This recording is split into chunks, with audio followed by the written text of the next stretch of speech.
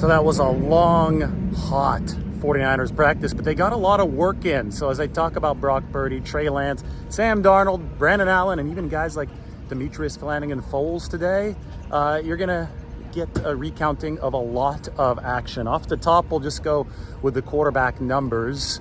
Brock Purdy was 9 of 17 today, and he threw 3 touchdowns in the red zone, actually on 3 consecutive plays, which was nice for the 49ers. He actually ran one into the pylon too. Purdy also threw an interception that was a pick 6. It was on 4th down. They were desperate, cover 0. Purdy was trying to get rid of the ball. Dre Greenlaw deflected it, and then it was intercepted by Deshaun Gibson, who was actually the 49ers INT leader last season with 5. He's got 32 on his career. Well, he picked off the deflection, ran it into the end zone. Sam Darnold, 5 of 9 with a touchdown in red zone play.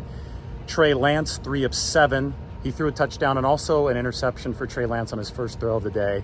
It was a clean interception to Demetrius Flanagan-Foles. 3 of 4 for Brandon Allen. So, I thought that the overarching theme today is that both the offense and the defense made plays on what was another high day, a long day, coming off of a day off. And at this point of training camp, you really want to see that balance rounding into form.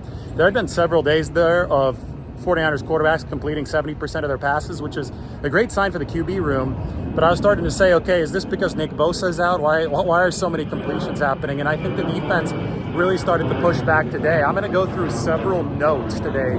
As you can see here, I'll show you in a second. One-hand camera crew here. I've got a couple pages full of notes, so we're just going to go very briefly through what happened.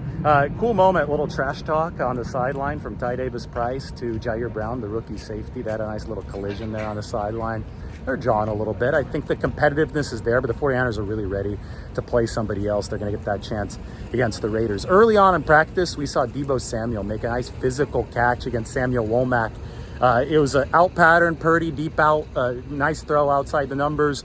Deebo is so good at using his body to just suddenly come back to the football, make some of those catches in traffic. I thought we saw a good example of that. Good learning moment for Samuel Womack. Even if you're in good position, you got to come back to the football. You might not be as strong as Deebo Samuel, but you got to muscle up in situations like that. As far as injuries go, Jalen Moore is back in uniform today, but wasn't in team drills. It's good for the 49ers swing tackle competition. Aaron Banks, still in that concussion protocol, but he's been out in sweats on the field. So I assume that he's progressing through that. Taco Charlton, his stock continues to rise. He's now taking all these snaps with the first team. So the chances of Taco Charlton making the first team roster are going up and up and up and up. Speaking of Taco, this is a good opportunity to appreciate what Kyle Juszczyk brings the 49ers. There's a pass rush from Taco Charlton, who's at least 260 pounds. Kyle Juszczyk just stonewalled him.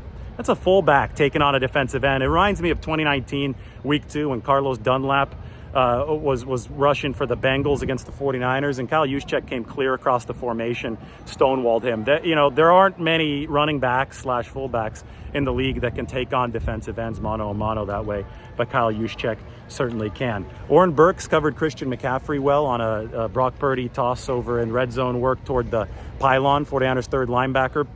And, it just makes me think, 49ers have a log jam at linebacker. We saw Demetrius Flanagan-Fowles, catch that, intercept that pass from Trey Lance early. He dropped a potential interception from Sam Darnold later. But when you look at, D. Winters, Flanagan-Fowles, Jalen Graham, Oren Burks, the whole room is just loaded. You have to remember that Oren Burks, the 49ers could save $2.5 million if they found a trade partner. A couple years ago, they traded Jonas Griffith to Denver. They got, a 6th or 7th round pick? I think it was a 7 for Jonas Griffith. It's not nothing. Brock Purdy was picked with the very last pick of the 7th round. So I think the 49ers with $2.5 million would be a significant amount of money they could save. So if Oren Burks keeps on playing well, look out for that name near the cut down. I've got to get back to my notes here. More trash talking today. Juwan Jennings made a touchdown catch. Brock Purdy threw TDs on 3 consecutive red zone plays today. One of them was to Juwan Jennings, who beat Charvarius Ward on a little outcut pattern near the pylon. Jennings was letting Ward hear about it after. You could see why it's tough to play against Juwan Jennings. That guy does, I think, try to get into the defense's head. First design quarterback run of practice today. Trey Lance, red zone draw. So it's not read option stuff. I've been talking about how the 49ers haven't been doing a Lance package. The offense has been predicated on Brock Purdy, Kyle Shanahan, pocket presence, and Trey Lance has done a good job, I think, for the most part this camp, really honing his accuracy within those parameters.